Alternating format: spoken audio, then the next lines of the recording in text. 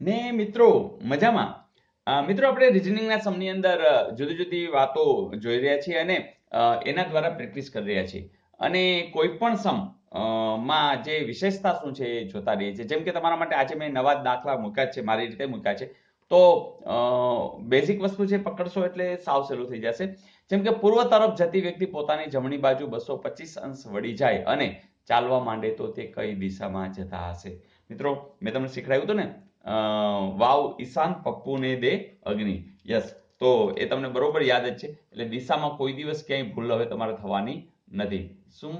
વાવ ઈશાન પપ્પુને દે અગ્નિ.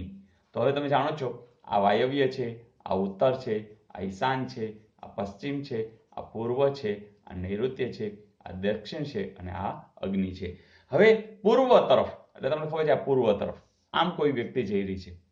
એ પોતાની જમણી બાજુ, મેં તમને વાત કરી હતી કે જ્યારે દિશાની વાત હોય અને કોઈ વ્યક્તિ જતી હોય અને જમણી સાઈડ ફરતી હોય, ધેટ મીન્સ કે ઘડિયાળની દિશામાં જતી હોય. તો ઘડિયાળનો આ કાંટો હોય તો જોજો, કાંટો આમ હાલે કે નહીં, એટલે જમણી સાઈડ એની આ જ આવે. એ ગમે ત્યાં હોય, આમ જતો હશે તો આમ જશે, આમ જતો હશે તો આમ જશે, ગમે ત્યાં જતો હશે. તો જમણી સાઈડ એટલે ઘડિયાળની દિશા. તો 225, હવે તમને ખબર છે કે અહીંથી 225 અંશ વળી જવું એટલે શું? ધારો કે આમ જાય છે તો આપણે એમ જ વિચારીએ કે અહીંથી અહીં સુધી કેટલું હોય, તો 180 હોય. એટલે અહીં સુધી જાય તો શું થઈ જાય? પાછા આટલો ફરી જાય તો 270 થઈ જાય, કારણ કે 90 90 90 270. પણ તમને ખબર છે 180 ની અંદર જ્યારે આપણે 45 એટલે કે આ જે દિશા છે, બરાબર, તો અહીંથી ઉભા જે આમ ફરે છે, બરાબર, આમ હોય તો એમ ફરીને એ આમ ફરે છે અને હવે તે ચાલે છે. તો સ્વાભાવિક છે કે હવે કઈ દિશામાં ચાલવાનું છે? આ દિશા. અને આ દિશા એટલે કોણ છે? વાયવ્ય જ છે. તો આપણા માટે સીધો જવાબ મળી જવાનો છે વાયવ્ય. Is it okay? તો માત્ર જે રકમ આપી છે અને આપણી પાસે આખા ચાર્ટ છે, તો આ તમે રફ પેજની અંદર દોરી અને એક પણ ભૂલ ન થાય. જો ખૂબ પ્રેક્ટિસ કરશો તો ખાલી એમને જ કરી શકશો. પણ વાત એટલી છે કે આ એક માર્ક લઈ લેવા જેવો છે. જોઈએ હજી બીજું પણ. મિત્રો બીજો પ્રશ્ન પણ સેમ આના દિશા વિશેનો છે કે નૈઋત્યની, હા, એક મિત્રો ગુજરાતીમાં તમે જો શીખવા માંગતા હો તો તમને કહી દઉં, નૈઋત્ય આ જોડણીમાં ભૂલ છે. અહીંયા આ રીતે રેફ આવશે, નૈઋત્ય આ રીતે છે. જરા જોજો, આવું પૂછાય પણ છે વારંવાર. તો મેં ઇરાદાપૂર્વક રાખ્યું હતું જેથી કરીને તમને યાદ રહી જાય. હા, તો નૈઋત્યની વિરુદ્ધ દિશામાં જતો વ્યક્તિ બરાબર 90 અંશ ડાબી બાજુ ફરી ચાલવા માંડે તો તે કઈ દિશામાં જતો હશે? મેં એબીસીડી નથી આપ્યા, કારણ કે હવે તમે આના માહિર થઈ ગયા છો, જરૂર નથી. નૈઋત્ય, ચાલો નૈઋત્ય ક્યાં છે? તો ચાલો આ છે. એની વિરુદ્ધ દિશા એટલે આમ જતો હશે, ઈશાન તરફ જતો હશે. એમ પૂછે કે એના વિરુદ્ધ દિશા એટલે કઈ થાય? તો ઈશાન. બરાબર 90 ડાબી બાજુ. હવે જો તમને ખબર છે ઘડિયાળની દિશા એટલે જમણી બાજુ અને આમ છે ડાબી બાજુ, તો 90 એક્ઝેક્ટ જો આમ નામ જ ખબર પડી જાય, હે ને? 90 એટલે આ દિશામાં ફરીને પછી ચાલવા માંડે એટલે ભલે ને અહીંયા હોય તો 90 દિશામાં આવે તો આમ ફરીને ચાલશે તો આમ જ જશે ને. અને આ જશે એટલે તમને ખબર છે પાછું કોણ આવશે? વાયવ્ય. બરાબર. તો મેં એબીસીડી ટ્રાય કરીને આપ્યા નથી, પણ મને ખબર છે કે તમને હવે આવડે છે. તો એક હોમવર્ક ચલો આનું આપી દઉં. ઓકે. તો મિત્રો પ્રશ્ન આકૃતિ સામે છે, મેં છેકી નથી, પણ તમે તમારી રીતે બનાવજો. પશ્ચિમ તથા ઈશાન દિશા એની વચ્ચેનો ખૂણો, આવા તો ખૂબ પૂછાયેલા છે. અને હવે મને ખબર છે કે તમારો એક માર્ક જવાનો નથી. Is it okay? હા, ગઈકાલનું હોમવર્ક. એક મિત્રો કહી દઉં કે તમે લોકો નિયમિત આ હોમવર્ક કરો છો કે કેમ મને ક્યારે ખબર પડશે? યસ, તમે કોમેન્ટમાં લખશો તો કોમેન્ટમાં લખજો. તમે તમારી નોટબુકમાં તો લખતા જ હશો, પણ કોમેન્ટમાં લખજો જેથી કરી મને ખબર પડે કે કેટલા લોકો હોમવર્કમાં પણ હવે જોડાઈ ચૂક્યા છે.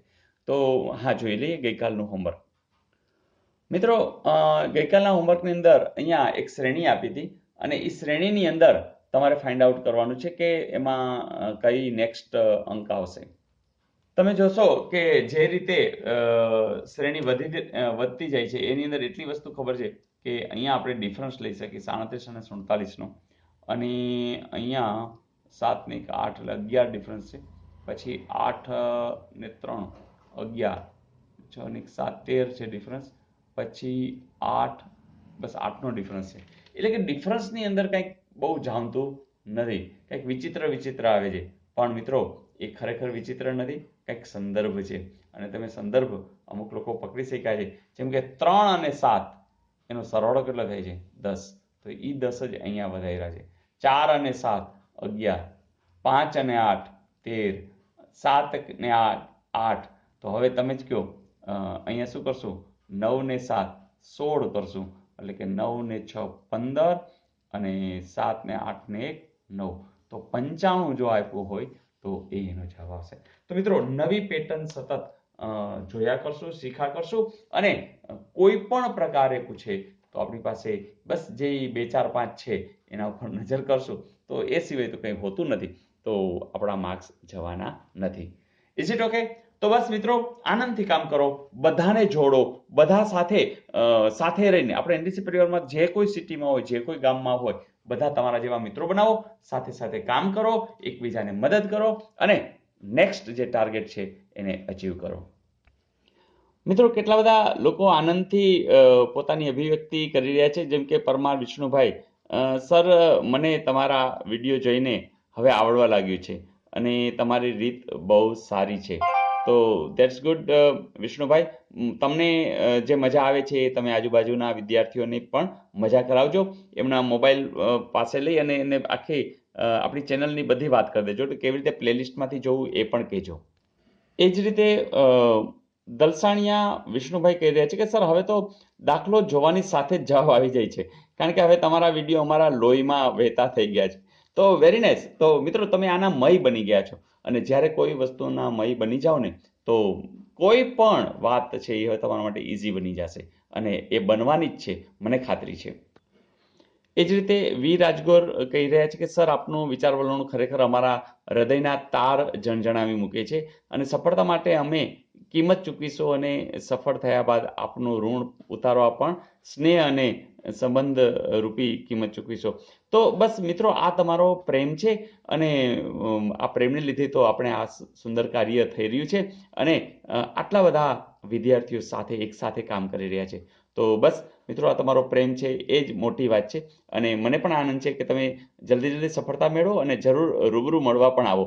તો અહીંયા અમારો પરિવારના વિદ્યાર્થીઓ પણ ખૂબ રાજી થશે, અને ખાસ કરીને અમે તો લોકો ફંક્શન પણ કરીએ છીએ, તો એ ફંક્શનમાં ખાસ આવજો. તો બસ આપણે એક ડેટાબેઝ ઊભો કરશું કે કેટલા લોકો નોકરી મળી ગઈ છે, ક્યાં મળી ગઈ છે, કયા વિભાગમાં નોકરી કરે છે, તો આપણો આખો જે પરિવાર છે એ પરિવાર એકબીજાના સંપર્કમાં રહેશે અને આનંદ કરશે. તો that's good, keep it up.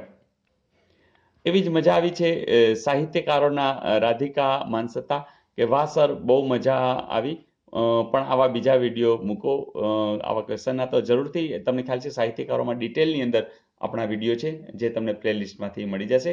તો મૂકતા રહેશું, બસ તમે આગળ કામ કરતા રહેજો.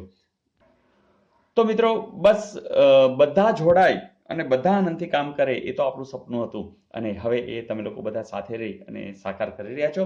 Wish you all the best. નવું રોજ નવું શીખતા જ જઈશું, પછી તમને કંઈ નવું નહીં લાગે. દરેક પેપર તમને સહેલા લાગવાના છે એની મને ખાતરી છે. Wish you all the best. આવજો.